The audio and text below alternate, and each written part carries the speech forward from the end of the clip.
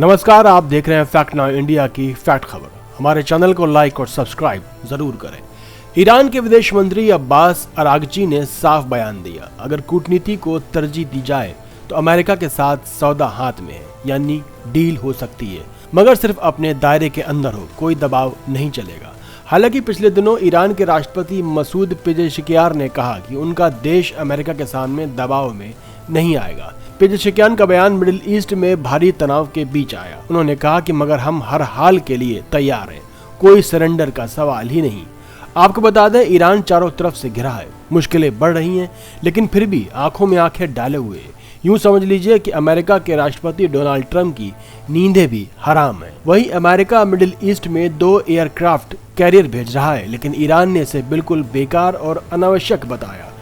Tehran times में साफ लिखा है कि दबाव की स्ट्रेटजी काम नहीं आएगी, हम अपनी रेड लाइन पर अडिग गए। वहीं कल गुरुवार को जिनेवा में तीसरे दौर की बातचीत होनी है। ओमान इसमें मध्यस्थ है।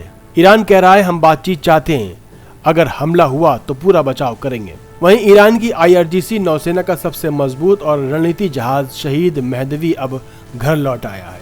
ये जहाज 57 दिन से ज्यादा समय तक लगातार समुद्र में रहा। दूर दूर के इलाकों में मिशन पूरा करके साउथ अफ्रीका के पास ब्रिक्स के साथ संयुक्त नौसेना अभ्यास में हिस्सा लिया था। जब ये ईरान के क्षेत्रीय समुद्र यानी जल में दाखिल हुआ तो IRGC नौसेना कमांडर रेल एडमिरल अली रेजा तकजीरी ने खुद इसका स्वागत किया। ये मिशन दिखाता है कि ईरान अब दूर के समुद्रों से भी मजबूत मौजूदगी बना सकता है।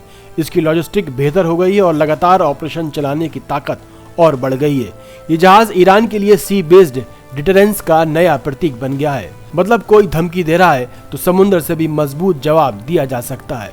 अब दूसरी तरफ अमेरिका में ट्रम्प और कुछ कट्टर लोग ईरान के साथ युद्ध की बातें कर रहे हैं, लेकिन अमेरिका जनता की राय बिल्कुल अलग है। ज्यादातर अमेरिकी ईरान पर मिलिट्री एक्शन के खिलाफ है। वहीं सिर्फ हमला करने वाले सिर्फ 18 से 21% लोग सपोर्ट करते हैं और कुछ कहते हैं कि ट्रम्प ने ईरान की सिचुएशन ठीक से नहीं समझाई।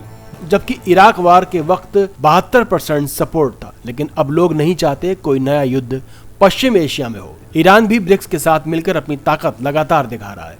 अमेरिका में जनता युद्ध नहीं चाहती, सिर्फ कुछ नेता जोर लगा रहे हैं। ईरान बार बार कह रहा है हम शांति चाहते हैं, मगर अपनी इज्जत और हक की कीमत पर नहीं। मिसाइलों और अपने डिफेंस की वजह से ईरान आज भी मजबूत खड़ा है, कोई मैक्सिमम प्रेशर काम नहीं कर रहा है। अब देखना यह होगा कि कल जिनेवा की मीटिंग में क्या होता है। देखते रहिए फैक्ट नाउ इंडिया की फैक्ट खबर।